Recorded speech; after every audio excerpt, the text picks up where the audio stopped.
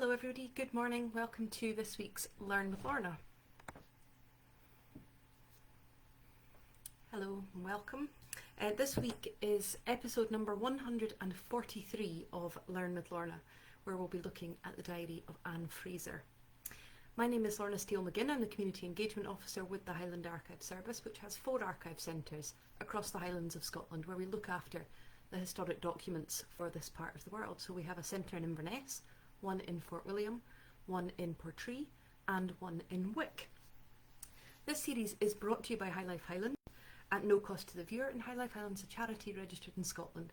There's no payment or subscription required to take part in watching this series of talks. But if you're able to donate towards our work and enable us to keep doing the variety of things that we do, then we're very, very grateful for that. There's a link to be able to do so, whether you're watching live on Facebook or watching subsequently on YouTube. So this episode is the final of this month's theme of women in the archives. And I'm looking at one item, the item that makes up collection D1038, held at the Highland Archive Centre in Inverness. And it's really interesting, I've spoken on previous episodes about large collections with thousands of items in them. And this week I'm looking at a collection which has literally one thing in it, one diary, the diary of Anne Fraser, dating from 1816 to 1831. And this is a diary that I've dipped in and out of over the 9 years that I've been with the Highland Archive Service. Maybe photographing a page or two for social media posts or looking for something specific, but never having the time to really immerse myself in it and read it. And I know I've said that several times over this series, that we don't get to do that very often. You know, our job is to facilitate access for other people, so we don't often have the time to immerse ourselves in the collections fully. So I was absolutely delighted to be able to do so for this one, and therefore to be able to understand much more about it and much more about Anne, and as I always say every week, context, more about the context of her and her life.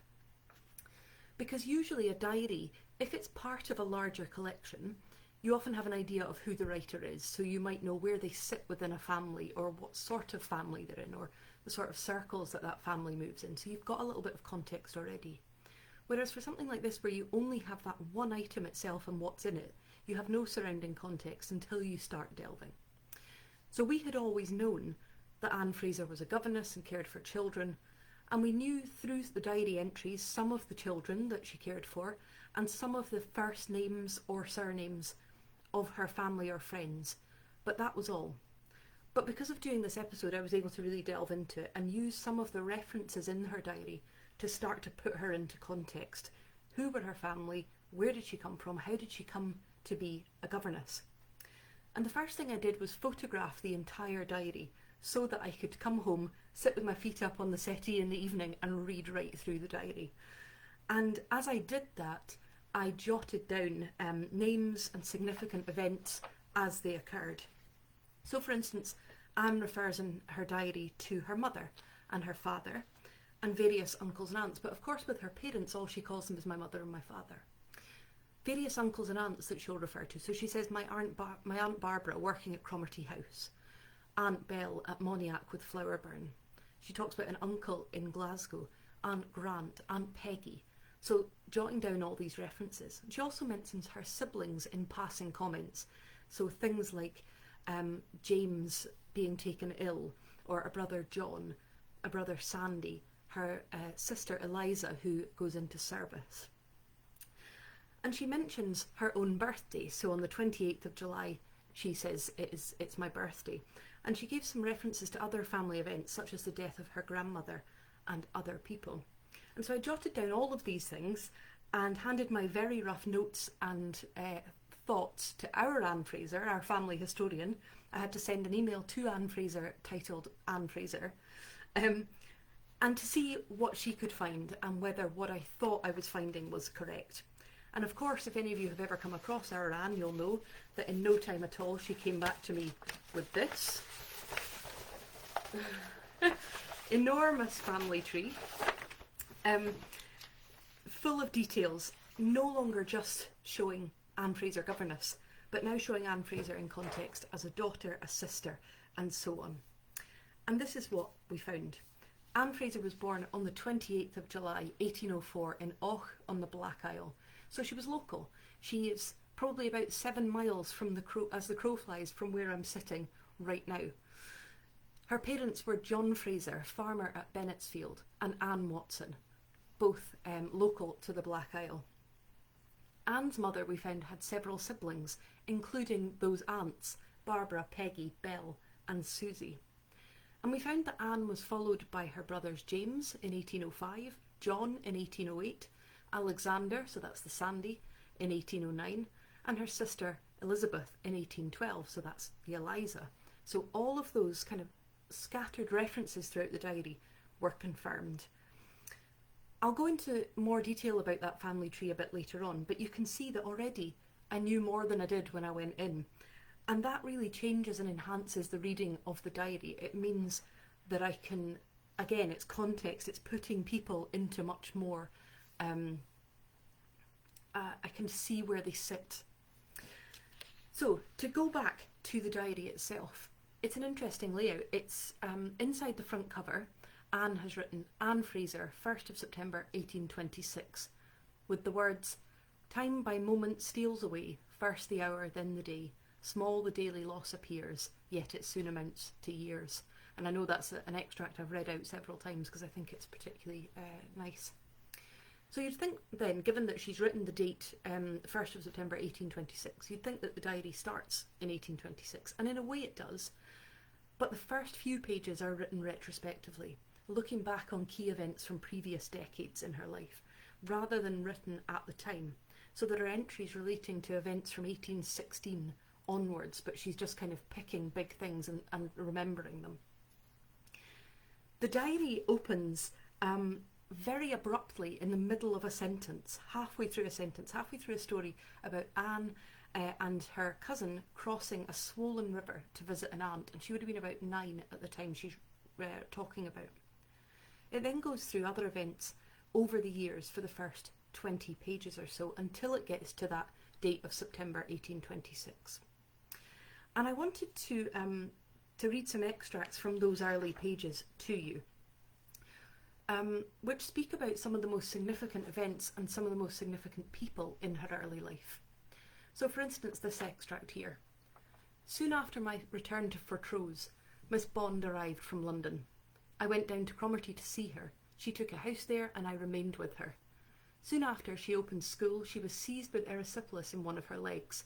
This confined her to bed for some time, but in a short fortnight she was quite well again. She soon got 14 scholars. We lived very quietly and very happily. I used to spend an hour or two every second evening at Cromarty House with Aunt Barbara. My playfellows were Miss Margaret Smith and her sister Hester. The former is now Mrs. Dr. MacDonald. When we had been a year in Cromarty, there was a public examination of the school to which most of the neighbouring gentry came. I do not remember anything in which I exhibited, except repeating Logan's beautiful little address to the cuckoo, 'Hail, beauteous stranger of the woods,' amongst others." And without a shadow of a doubt, Miss Elizabeth Bond, who she refers to in that extract, was probably the single most important influence on Anne's life.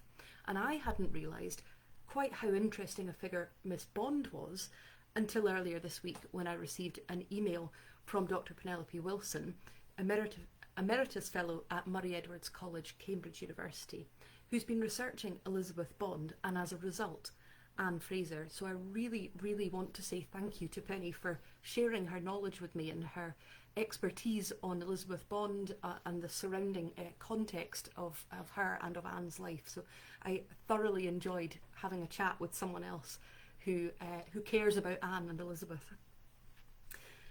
Elizabeth Bond seems to have been a formidable woman, an educator, a schoolmistress, friend of Sir Walter Scott, to whom she dedicated the book that she wrote, Letters of a Village Letters of a Village Governess. And there are letters between Elizabeth Bond and Sir Walter Scott. Now, for some reason, and we don't know why, Elizabeth Bond took over the care of Anne Fraser when Anne Fraser was very young, and she fictionalised this part of her life in that Letters of a Village Governess. We don't know why it happened, because Anne wasn't from a huge family where there might be too many children to look after. She wasn't an orphan. She was surrounded by family members, as you can see from the people I've already mentioned. But for some reason Elizabeth Bond took on the care of Anne. Elizabeth Bond, incidentally, had been in Portsoy. She had then been in Fortrose 1804 to around 1814 before moving on to Cromarty in around 1815 or 16 to start a ladies' boarding school. So Anne was taken under Elizabeth's wing from a young age, and Elizabeth Bond wrote about her in that book. Anne was first a pupil of hers, and then she came to look at Elizabeth Bond as a mentor and a friend, and she worked with her as well as a teacher. And Elizabeth Bond remained a constant presence, and she's referenced right throughout the diaries, and I'll share another reference later on. But of course, another huge influence on Anne's life was family, and as I've already mentioned, there are references to aunts, to siblings, to parents, and there are two particularly touching extracts that really illustrate the importance of her family to her. This one records the death of her grandmother. And again, this is from those early pages of the book. My dear old grandmother was taken very ill. As she was a very old woman, upwards of 84, no hopes were entertained of her recovery. My Aunt Barbara was in Inverness-shire at the time and had the satisfaction of seeing her mother frequently. My own mother never left Granny's bedside, and my father was almost constantly by her. Indeed, she never seemed happy when he was absent from her room for more than an hour at a time. All my aunts and my uncles were unremitting in their attentions. My dear little cousin James would read the Bible to her, and my brother came often every day to see her. Nor was Eliza behind, but she had to manage for my mother at home. I went to see her. She seemed very happy when she heard my voice at her bedside. She clasped my hand within hers and said with as much strength as she had, bless you, may the Lord bless you, my dear bairn that never offended me. Bless my dear grandmother, I feel I was unworthy of the great affection which you always bestowed upon me. She then told Aunt Peggy to give her her wedding ring, which she would find in a little box which I had made for a keepsake, and as her dying gift, it will be ever invaluable to me. She bore her lengthened sufferings really with the meekness and patience of a Christian, and expired upon the 26th of November, praying that God would bless her children, who were all standing around her bed. A few days before my grandmother died, my Aunt Susie dreamed that she saw two beautiful female figures dressed in white come into the house by a back door from the garden, that they went to my grandmother's room, and presently she saw them fly away by the same way, bearing between them a third spirit, as bright and as fair as they. It's something I was really struck when I was reading this diary, and you'll know if you've watched me over the years that I love diaries. There's something so personal and something you can really connect to, but I find her descriptions of sorrow and death and loss incredibly moving, and just something any of us would imagine if there's someone in the family dying and all the family are trying to get there, they're trying to be standing next to the person, that passing of a wedding ring, you know, it's something that was so familiar to us. But I was particularly moved by this beautiful, beautiful extract, and it's quite long, but I wanted to share it with you. I have a very personal connection to it, but also I think it's something that you will all identify with, so please let me know if you feel about it as I do. One day, as I was sitting at the piano giving my last music lesson of the day, Grace came into the schoolroom and told me that William Campbell was at the gate and wished to speak to me. I instantly went to him and begged of him to come in, but he would not. He asked me to come up to Fortrose, but the June market being to take place that week, I refused, telling him that there was always such an insufferable bustle in the town at that time that I had resolved never to go in a market time again. You'd better come. Your father is not very well. He wishes to see you, he said. I asked no further, but instantly got ready to go with him. I recollected that my dear father had often told me that he was convinced he would die suddenly, and the remembrance of this left me without hope. All my fears were confirmed upon my arrival at Fortrose, when my aunts met me at the door, all in tears. I found my poor mother and brother in a sad state, and poor Eliza like to break her heart. My father had been rather unwell, but going about, and no one suspected his end to be so near, but he seemed perfectly aware of it himself, for on the Thursday previous he had gone to Castleton to see his old friend William Junior, who conveyed him home part of the way. Upon parting with him, my father said, "Farewell, William.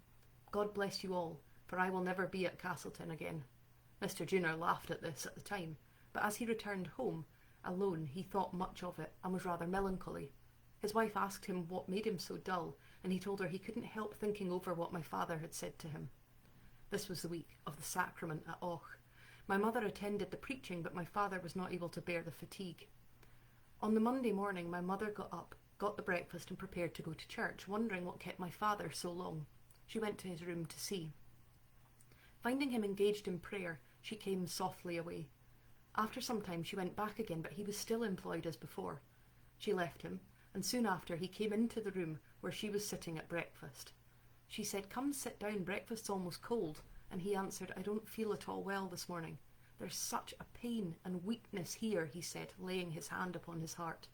"I think I'll take a turn around the garden before I breakfast," and he accordingly went out. In a little while after, my brother Sandy came in, and my brother bid him to go out to the garden to my father. As soon as he got to the door, he screamed, and my mother ran to see what was the matter. When Sandy got to the door, he saw my father lean his shoulder against the wall of the barn and then sink down upon the ground. My mother and brother ran to him. He opened his eyes, looked earnestly at my mother, and then closed them forever. At this instant, Dr. Tulloch came up, and seeing what had happened, everything was done that could be done to restore him, but the doctor gave my mother no hope. Yet she could hardly persuade herself that he would not revive. Never will I forget all the horrors of this dreadful week. The suddenness of the sad loss, the noise and tumult of the town, the people who flocked in crowds to see whether this news was true. It all seems at this moment present to me. If anything in this world can console one under such circumstances, it is the sympathy of others, and the proud feeling that the deceased was worthy of the tears which are shed. The little children in the village wept as though he had been their parent. The old blessed his widow and his children for his sake, and the country people for miles around deplored his loss as irreparable, saying he was always ready to advise and help us. When we were sick, he visited us, and we'd gotten muckle good from him, and the country hasn't met with such a loss this many a day. If anyone should ever read these pages, when the hand which now writes them is mouldering in the dust, think not that this is the partiality of a child towards the most affectionate of parents that has made her thus write. No, many are the pleasing anecdotes which have been told of me by people to whom I was a stranger, and many the blessing which I have got for the good which he did, and many are they who now live who will be forgotten before the peasantry on the north shores of the Bewley Firth shall forget who it is that sleeps under the great carved stone in the churchyard of Rosemarkie. I just think it's a stunning, such an extract that we can relate to. I sobbed at home reading it, and you can probably hear that I'm on the verge of it now.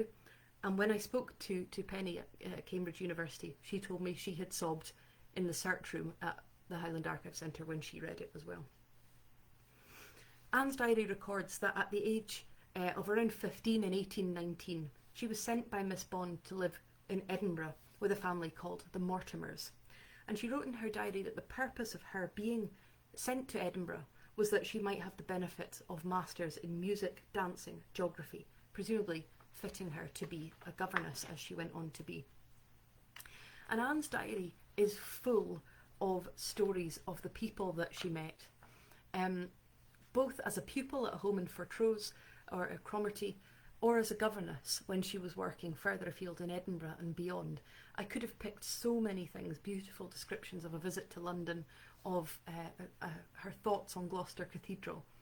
But I wanted to pick just a couple of extracts to share with you.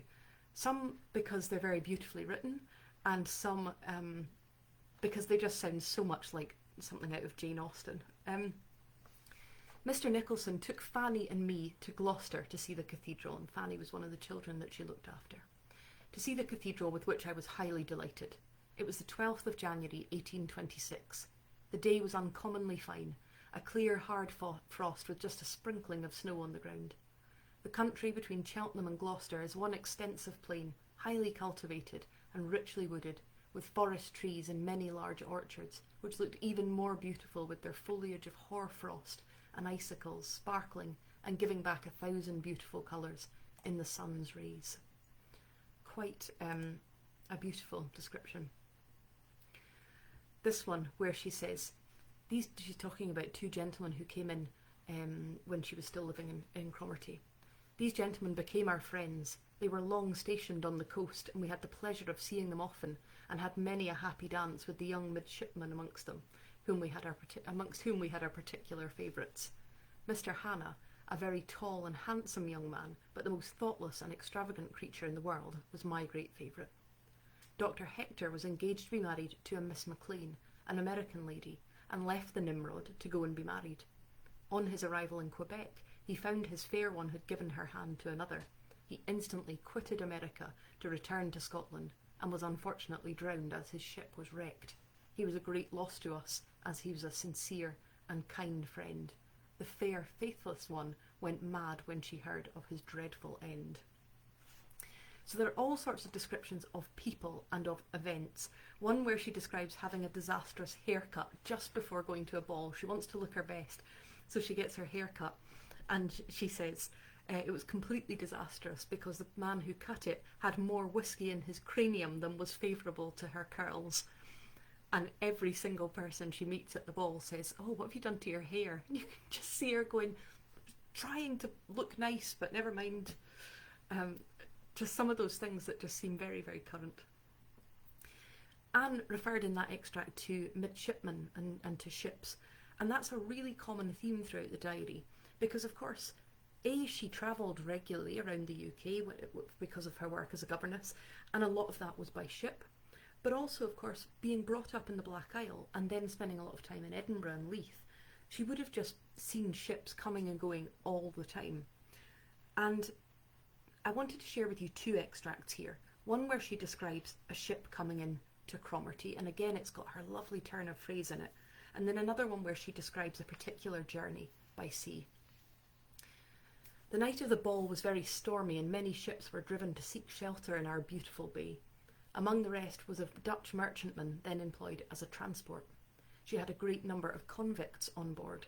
She was bound for Batavia in the island of Java. The officers of this ship soon became acquainted with the inhabitants of Cromarty, and we had one of the gayest winters I ever remember having spent. Parties and private balls every other night. None of the officers could speak English, but one, a Dr. Degenhardt, who also held the rank of major in his regiment. So he was the only one who could speak English, but even his English was bad, though not so bad, I fear, as our French, which we were obliged to speak to them in, or we might have had to hold our tongues altogether. However, one of the Dutchmen, the liveliest man whom I ever knew, could not speak even French, yet we understood each other perfectly by signs, as if we had been dumb. We spent many merry evenings in their company, and almost regretted the fair winds in the month of March, when we heard their united voices wafting across the water in a beautiful farewell song. And this one where she describes being in a storm. We experienced a tremendous gale off Sheerness. All the passengers, save myself, slept as soundly as though they were never to awake. The ship staggered and reeled from to and fro, and staggered like a drunken man, for the Lord has shown us his wonders in the mighty deep. For at his word the stormy wind arose, which carried us up to heaven and down again to the deep, and our souls melted within us because of trouble. That extract is from the Bible. But then she goes on to say, the night was so dark that the men could not see each other, though standing side by side upon the deck, and the dreadful howling of the wind, which blew interrupted across the German Ocean, now carried to my ear the fears of the captain and the mate, and now the deep full voices of the sailors as they chanted their favourite psalms. As the daylight came, the storm abated.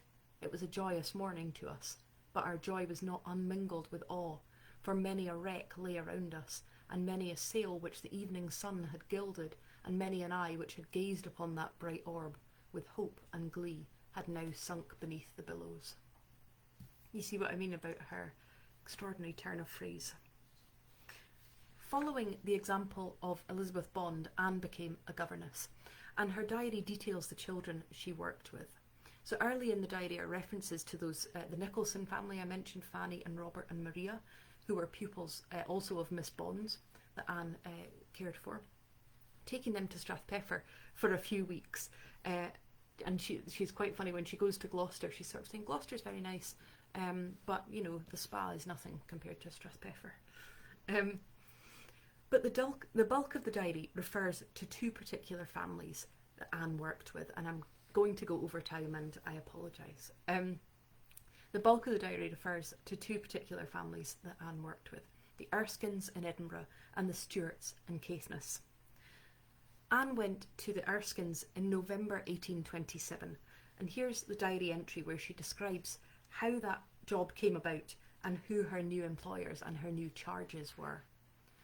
November the 12th, 1827. Called at Mr. Miller the bookseller's shop to see if he could hear of any situation for Miss Geddes. He told me he had that moment received a note from a lady about a day governess for her youngest children, her youngest daughters.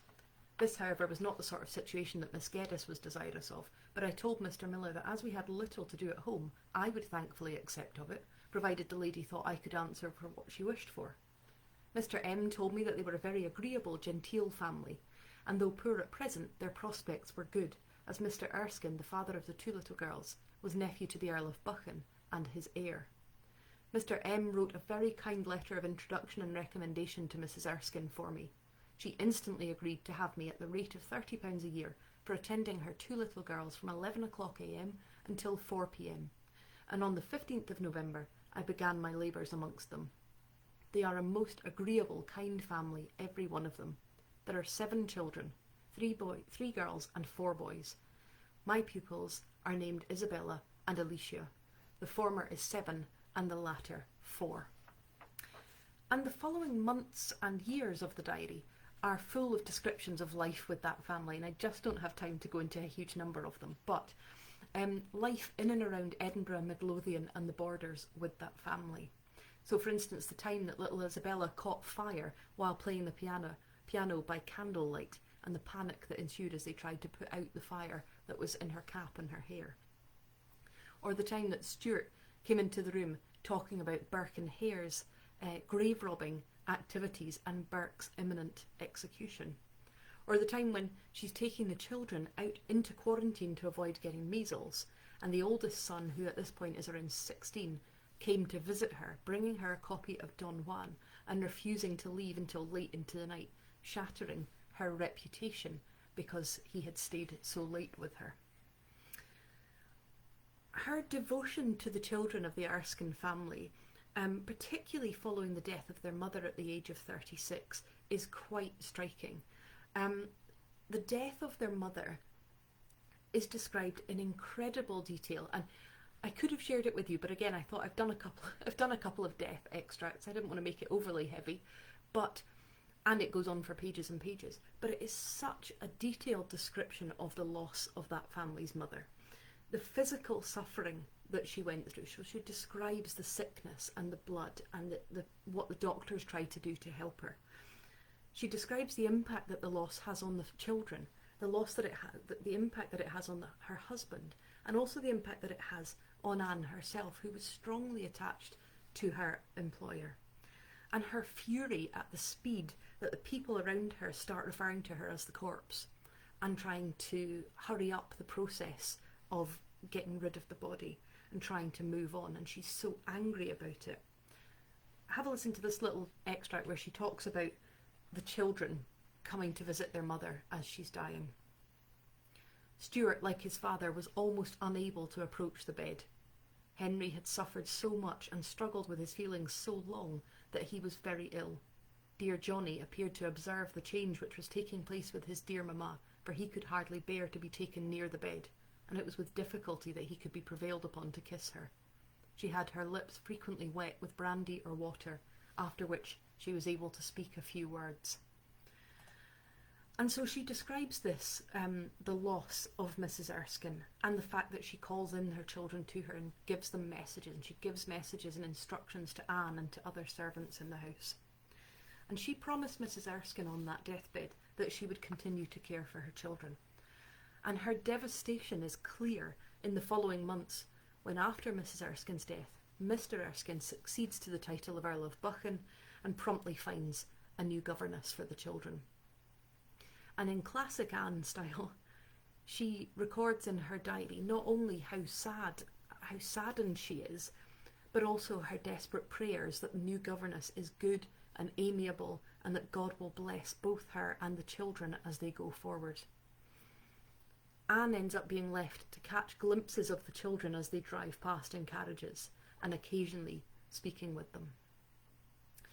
Incidentally, when Lord Buchan then remarries later on, Anne likewise writes in her diary her prayers that his new wife will have 1,000 good qualities and will be a kind and affectionate mother and friend to those children. And that reference to praying is typical of the diary. There are frequent references to prayer and to religion. And it's something that I think, you can correct me if you think this is not right, but I think often now we think of people, if they're not immersed in the church, if they're praying, then they might be praying in a moment of crisis, or they're praying because they want something. You know, we hear so many people who will do that kind of offering up to God. I'll do anything if you'll make this person better, that kind of thing. But instead of that, what we see in Anne's diary is a way of praying that constantly prays for a focus on self-improvement and forgiveness for what she is doing wrong. She can also often be found writing in her diary a prayer imploring God to make her more grateful, to labour more for God than for man. And there are reflections on this throughout the diary, particularly at New Year, where she reflects back over the past year and forward into how she wants to be a better person. There are also references through the early years of the diary of her meetings with Quakers and her great love of Quaker meetings, but she's very wary of reading too much into it because she doesn't want to end up changing religion, which is quite funny. I wanted to share with you one moral kind of issue that she debates with herself. She recalls having this conversation with Alicia Erskine, who would have been very young at the time, and it really illustrates Anne's faith and her thought process. A really fascinating way of looking at things, that her faith in God is so much more than her faith in the world. So when Mrs. Erskine is dying, she's terrified of what will happen to these children going forward, that they're going to be abandoned without a mother. And she says, her beloved children, I tremble to think of what they should have to suffer.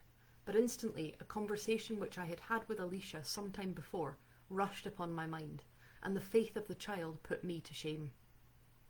She one day asked me, if I had a dear little baby of my own, and some cruel, wicked person came to me and said, I'm going to kill either your child or you, take your choice, who would you have killed? Oh, my child, certainly, was my answer. Interesting. She told me that she would not do so if it were her, for she would think it very cruel to kill the dear little baby, and she would rather die herself. Then she wished to know why I should rather my child should die than myself. And I told her that my reason was that if my child were killed, I knew it would go straight to heaven and be happy at once, but if that I were to die and leave that child at the mercy of the world, I didn't know how it would be used, and I should be afraid, and I should be also afraid lest it should not be brought up to fear and love God. Just really interesting that the faith in what would happen to the child if it was killed is infinitely more than the fear of what the world might do to that child if it lived. Her answer, so the little girl, her answer was, but God would take care of the child. Trust your fatherless children to me, and I will protect them, saith the Lord. I now felt that the almighty and all-powerful God, who had at so early an age taken her to himself, would protect her. All this passed in my mind in a very few minutes, but quiet reflection was not allowed then, as Mrs. Ure instantly brought in a woman who she had had waiting all day to dress the corpse, as she called it. I would that I could blot out the misery of the 4 succeeding days from my mind forever. Therefore, I'd better not write them down. I just think that's a very interesting extract. So Anne left the Erskines, and her next job was to be very different, moving from Edinburgh to rural Caithness to Strath near Wick to care for the children of Mrs. General Stewart. And she writes in the diary that, you know, she's hopeful of getting the post, but she really doesn't want to leave Miss Bond, and she really doesn't want to leave Edinburgh. But she went to Caithness to care for Miss Stewart, age 15, Elizabeth, age 12, Letitia, age 10, and James, aged 4. And I think these are the children of Major General William Stewart, a name perhaps better known in Australia as Governor of New South Wales. The family, I think, eventually settled there and built a house called Strath. If Penny is watching, she can correct me if I've got that family wrong. Um, it was a very unhappy move from the start. The turmoil of the Erskine family, that situation being kind of lifted out of Edinburgh and taken to Caithness, she was just unhappy from the start. And she disliked the mother. She says the mother was cold and haughty, and she disliked the children. She says the little boy was spoilt, and that the children were boisterous and obstinate and peevish and rude. Really interesting sentence that she says the one of the children who something could be made of, is told 100 times a day that she is already perfect, which is enough to destroy all the good she has. Really interesting sentence. She's lonely in Caithness, and she's unhappy, saying that she has no company and nothing in common with the family. They have no literary interests at all. They have no books. They're not interested in reading or any of the things that she's interested in. She writes at one point of seeing 4 people in 3 months and desperately wishing for letters to come. Although she says, I'll have absolutely nothing to say in return because we do nothing. At one point she says, so much for the gaiety of Caithness. Have a listen to this extract. This is what she thought on arrival. Strath, November the 27th, 1829. The struggle which I so much dreaded is now over. I'm here and I'm happy. Yes, happy. As happy as it is possible for anyone to be who has left all that they loved and all who loved them. And yet I could bear all the pain of parting over again, could it prove to me that in my absence I am not forgotten, but I fear it could not do so. A branch lopped from a tree or a slip taken from a favourite flower is missed at the instant, perhaps for a few days, but the other branches soon come closer together, and we can't even perceive where its place had been, and so it is with me. For a week perhaps they felt a blank at the fireside and at the table. Now, used to my absence, they think no more of me. But I, like the branch cut off, cannot take root in a strange soil. Quite beautiful turn of phrase. After a while, she reflects that at least if she has to be there, at least this means that she can support herself and support Miss Bond. She says, I thank God for the many blessings of health and for the life of my friends which I have enjoyed. Though hope may whisper that better days may yet come, reason seems to tell me that hope is too presumptuous, and that I may be more thankful if I can, but continue to be able to earn sufficient to support myself, and enabled to assist her who from my infancy has been a mother to me, equally kind with her that gave me birth. So it really, really illustrates how closely she feels to Miss Bond. And in one letter from Miss Bond at this time, which is really lovely, she says, we think of you always, when the sun shines, or the rain falls, or the wind blows. And Anne says in her diary, I wish I were with her and able to show her by my attention to her that I am not ungrateful for all her kindnesses to me. Anne said that when she was able to leave Caithness, she would feel like a criminal let out of prison when she had permission to go. And she did so in, I think, around 1831, going to Portsoy. And the diary says, so I came to Portsoy, where Miss Geddes had told Miss Bond and I that there was a good opening for a school. Miss Bond arrived here on the last day of May by the steamboat by which my sister and Aunt Barbara proceeded to Fortrose. And then another extract, opened school at Portsoy on the 8th of June 1832. On the 5th of July received a letter from Mrs. Stewart in Caithness requesting my return to Strath, where it is now impossible I should go, as I cannot leave the school. And that's the last page of the diary. It's the last page of the diary proper. There are other pages that have poems and thoughts and reflections on religion and morality and charity and faith and different things. But that's the last diary extract. But we know from newspaper articles that that school in Portsoy took off and that it lasted beyond Elizabeth Bond's lifetime. And it pleases me to think that after that, the struggles with the Erskines and then the loneliness with the Stuarts, that she again was able to work alongside and live alongside Miss Bond. Only a year after going to Portsoy, Anne married the Reverend Arthur Rankin. And there are several interesting passions and reflections on men throughout the diary, so good to know that she married Reverend Arthur Rankin, who became a very well-known Episcopal minister and Dean of Aberdeen and Orkney. And they would go on to have at least 7 children.